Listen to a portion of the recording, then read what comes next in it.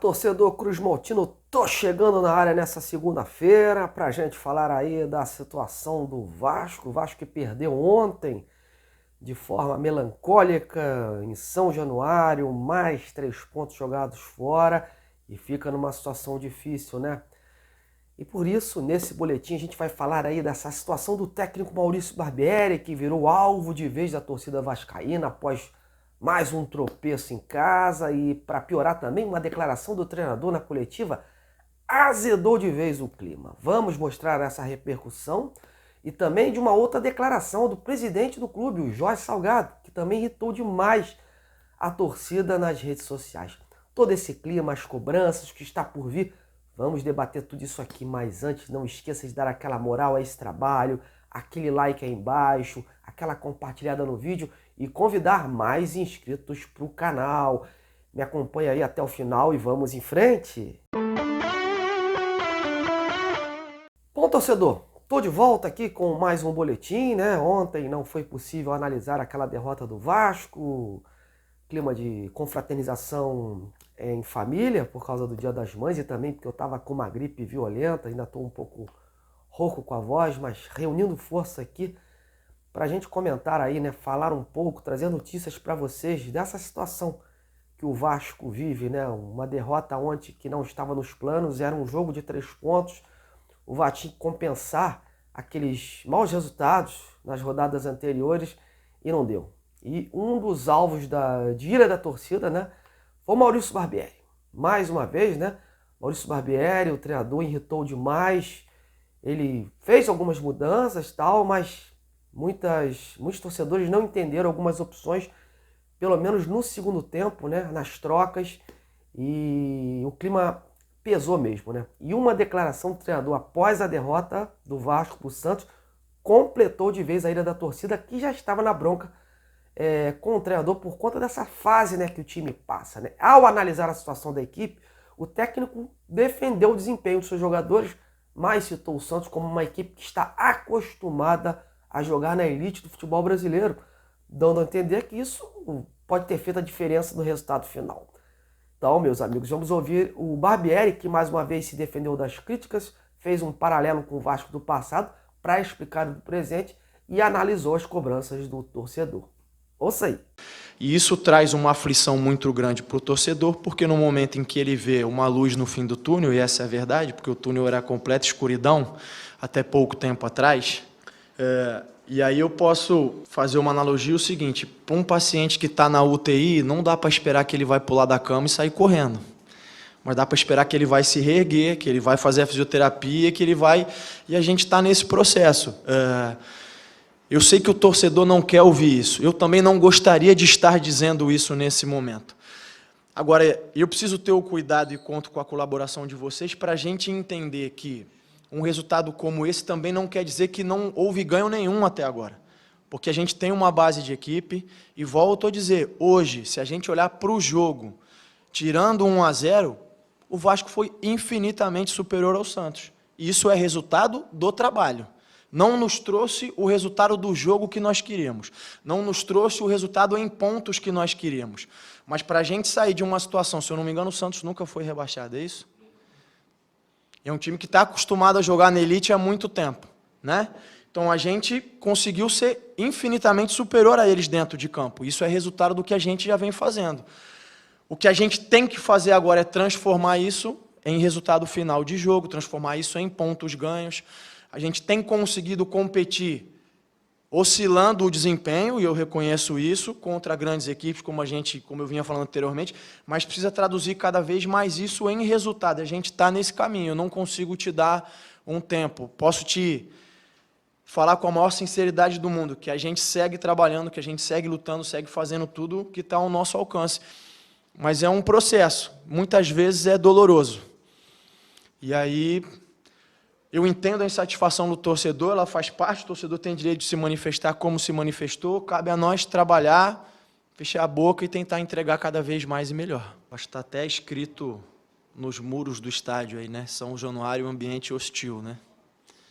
E o fato é que os resultados têm feito que talvez em alguns momentos da partida o ambiente está mais hostil a nós mesmos do que aos adversários. Agora, a gente só vai reverter isso com resultados positivos, a gente sabe disso. Então, é manter o nosso foco, a nossa concentração e o nosso trabalho naquilo que a gente pode fazer, que é tentar apresentar, buscar resultados positivos aqui dentro, e aí eu tenho certeza que o ambiente vai se voltar a ser a nosso favor.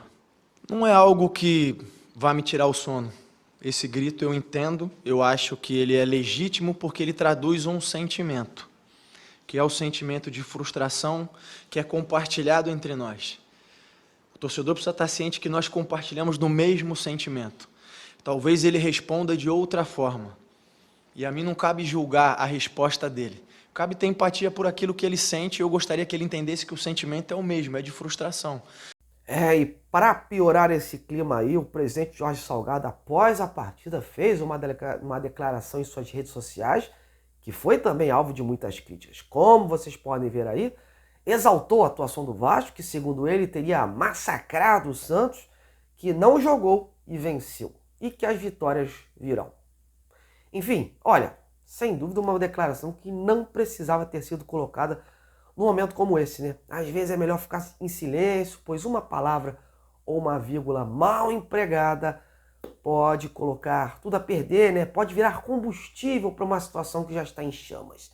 E cá para nós, o Vasco foi pro tudo ou nada com o Santos, mas de forma desordenada, né? Abusando de ligações diretas e os famosos chuveirinhos, né? O Santos sentou na vantagem, recuou o quanto pôde, né? E com isso chamou o Vasco para o seu campo de jogo, dando essa impressão de domínio total do Cruz Maltino, só que sem efetividade. Meus amigos, analisando um pouco essa situação, né, essa situação difícil. Como eu falei ontem, né, em minhas redes sociais, o discurso adotado pela cúpula de futebol, né, na figura do Abel Braga, do Brax, do próprio Luiz Melo, era de que o Vasco não iria mais sofrer, buscaria o protagonismo em 2023. Até agora são 6 pontos em 6 jogos, com 2 derrotas em casa, né, diante do Bahia e Santos, né, e atuações que destoam das promessas feitas, né. A falta de mais jogadores prontos começam a bater na porta, né, começam a ficar aí em evidência. E a próxima janela é só em julho. Houve falhas na montagem do elenco, no tocante ao meio para frente, né? Pouquíssimos jogadores contratados para esses setores e os poucos que vieram não deram conta para mudar a cara de um jogo. O Vasco precisa de pelo menos mais 2 reforços com aquele perfil competitivo e de experiência, né? Como eu falei, jogadores prontos, acostumados, que não sintam a responsabilidade, né? Jogar a responsabilidade em cima de um garoto da base é complicado, né? Até porque a base vai oscilar sempre. Não dá para contar sempre com essa situação. Pode fazer uma grande partida, como também pode fazer uma partida muito ruim. Um camisa 10 de qualidade para ser o cérebro dessa equipe, outro atacante que desequilibre, são bem-vindos. Além disso, falta ao Barbieri acrescentar coisas novas nesse time, ideias novas, variações.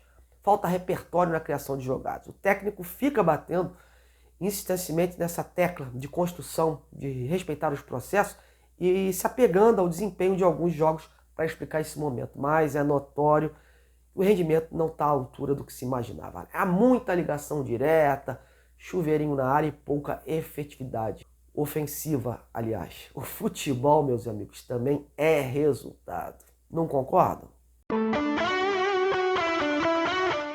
E agora o Vasco pega uma sequência dura pela frente e se não buscar força no mental, não procurar evoluir, vai ficar para trás. Muito se fala aí de algumas mudanças que vão ocorrer já nesse jogo contra o São Paulo, tudo no sentido de reverter esse quadro. O próprio Barbieri surpreendeu de última hora ontem, colocando em campo o Figueiredo no lugar do Alex Teixeira sacado, né? E o Barros no lugar do Rodrigo. O problema é que há jogadores aí que para a Série B não serviam, e né? Caso do Galarza, e agora vira opção para o time titular em plena Série A. Complicado, né?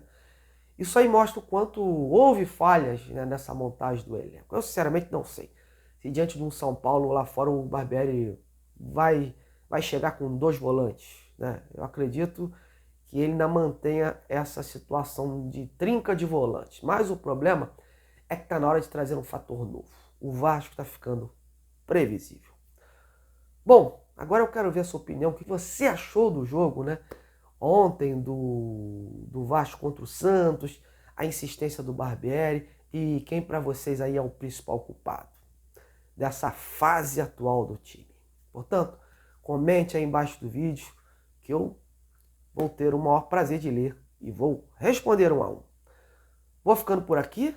Em breve estou de volta com mais informações, novas informações aí sobre o Vasco. Agradeço demais a audiência, um grande abraço e até lá.